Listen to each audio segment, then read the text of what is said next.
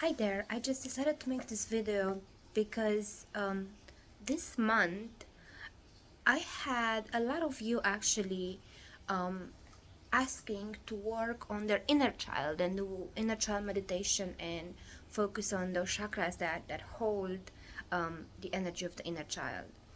So every time I am challenged to come with a new meditation or a new modality, or I'm looking into in a particular patient, I always go back to my resources. So I love to read. I love to read psychology books, and I also love to read mindfulness books. Um, Time and time again, I always go to my favorite teacher, and that is Thich Nhat Hanh.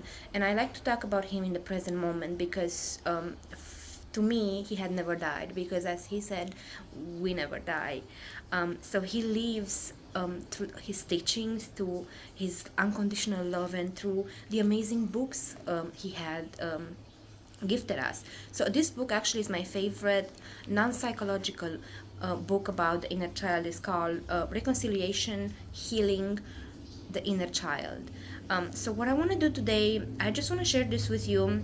And just a side note, I buy all my books used. You can do that from thrift store, from Books for Less, even from Amazon. It's a great way to um, be more green, because we love Earth, and so did Thich Nhat Hanh. Um, so I'm gonna read to you the first 2 pages of this book and see if it speaks to you. If it speaks to you, you can borrow the book from me, or you can get your own copy, or maybe check your library. Maybe you can find it there. But let's begin. If you have time, I'm promising you I will read as fast as I can, and it won't be more than 3-4 minutes. The child within. In each of us, there is a young suffering child. We have all had times of difficulty as children, and many of us have experienced trauma. To protect and defend ourselves against future sufferings, we often try to forget those painful times. Every time we're in touch with the experience of suffering, we believe we cannot bear it, and we suffer and stuff our feelings and memories deep down in our unconscious mind. It may be that we haven't dared to face that child for many decades. But just because we may have ignored that child doesn't mean she or he isn't there.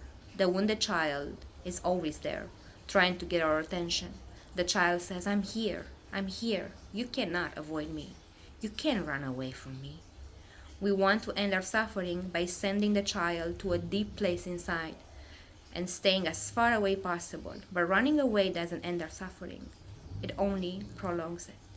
The wounded child asks for care and love, but we do the opposite. We run away because we're afraid of suffering. We block the pain and sorrow in us, feeling overwhelming. Even if we have time, we don't come home to ourselves. We try to keep ourselves constantly entertained, watching television and movies, socializing, using alcohol or drugs, because we don't want to experience the suffering all over again. The wounded child is there, and we don't even know that they are there. The wounded child in us is a reality, but we can't see it. The inability to see the wounded child is a kind of ignorance. The child has been severely wounded. She or he really needs us to return. Instead, we turn away. Ignorance is in every cell of our body, in our consciousness. It's like a drop of ink diffused in a glass of water. The ignorance stops us from seeing reality. It pushes us to do foolish things that makes us suffer even more, and that would again wound the child within us. The wounded child is also in each cell of our body. There is no cell of our body that does not have the wounded child in it. We don't have to look far into the past for that child. We only have to look deeply and be present in this moment to be in touch to them. The suffering of their wounded child is lying inside us, right here in the present moment. But just as the suffering is present in every cell of our body, so are the seeds of awakened understanding and happiness handed down to us from our ancestors. We just have to use them. We have a lamp inside of us, the lamp of mindfulness, which we can light any time. The oil of that lamp is our breathing, our steps, and our peaceful smile.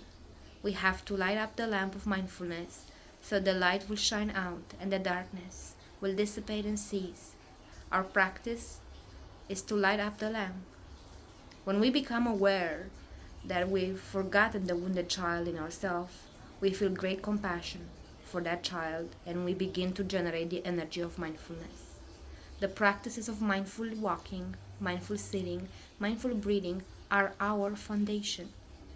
With our mindful breath and mindful steps, we can produce the energy of mindfulness and return to the awakened wisdom lying in each cell of our body. That energy will embrace us and heal us, and will heal that wounded child. So if that speaks to you, because it speaks to me many volumes, it's about being present, just like we sit with all the emotions in healing, sitting with the inner child. It's very important also and very healing.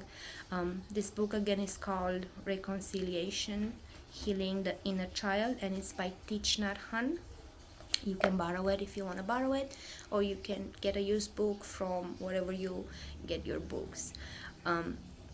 Let me know if you have dived into your own inner child work and what modalities are you using and how is that work. And maybe you can also tell me in the comments, how do you show your inner child love. Thank you for always being here.